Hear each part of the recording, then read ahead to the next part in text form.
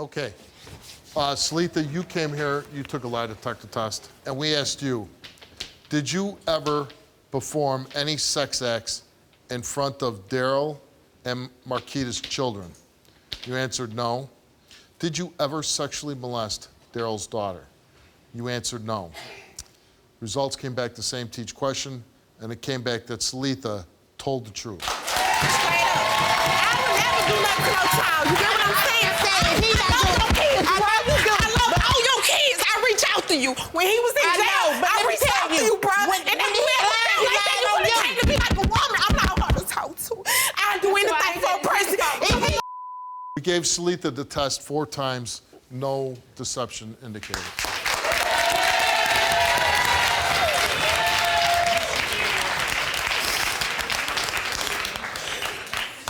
And not that this has a lot to do with the story, but I just feel like I want to comment about it.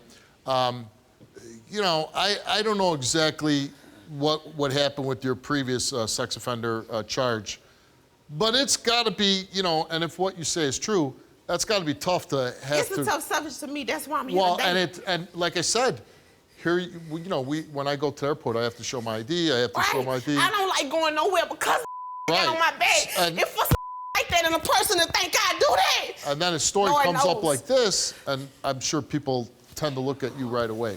So I felt I needed to comment on that. Daryl, when we were doing the show last week, and anybody that comes on the show has to present identification, and your driver's license had that big sex offender on it, which, I mean, quite honestly, I've never even seen before. And so even though that was no part of the story, we asked you about it on the show and everything, and you explained it. And it's kind of a crazy story, right? Right. So tell us what happened with that? Well, when I was younger, I was falsely accused. I had a friend. We all used to hang around, chill, everything together. We went to go get something to eat one day. And next thing you know, he ended up disappearing. So we like, where did he go? Get back to the house. Police come by the house. Take us down for questioning. A week later, they come and arrested us. Sat in jail like a whole year before they even did anything with us. But it's hard when you have somebody accusing you of something that you know you ain't do. It's just hard for me to have this on my back. And people... What did they say you did to They this said kid? that stuck a mop stick. Not kid, he was an adult at the time. Yeah, say something about a mop stick. Then they come back and they say something about a lighter. Then they come back and they say something about a broom. They said everything, took pictures of everything, but it wasn't nothing. So the statement from the court papers that we pulled up, 18-year-old victim spent 2 nights at a residence being occupied by, I guess, you at the time, and Monique, who was on the tape, who were his neighborhood friends. During the visit, defendant used her cell phone to video record herself and co-defendant as they physically and sexually assaulted the victim.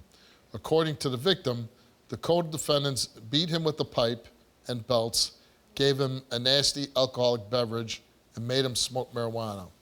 They would not allow him to leave the home, forced him to remove his clothing at knife point, and stuck a broomstick. The victim confirmed that it was painful and against his will. The victim further stated that the co-defendants burned him with a cigarette lighter down below. The victim testified that the ordeal lasted for about 2 hours. The victim exited the residence later in the morning while the co-defendants were still asleep. Any truth at all to that statement? No, sir. Seletha, you came here and you took a lie detector test. We asked you, did you ever hold an 18-year-old male against his will and sexually abuse him? You answered no. Did you ever sodomize and record abuse of an 18-year-old male? You answered no. Your results came back the same to each question, and they came back that Seletha told the truth.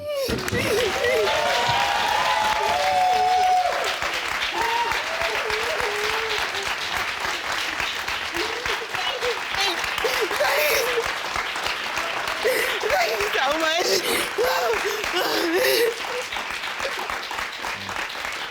Thank you for saying my name. It means a lot. Thank you so much.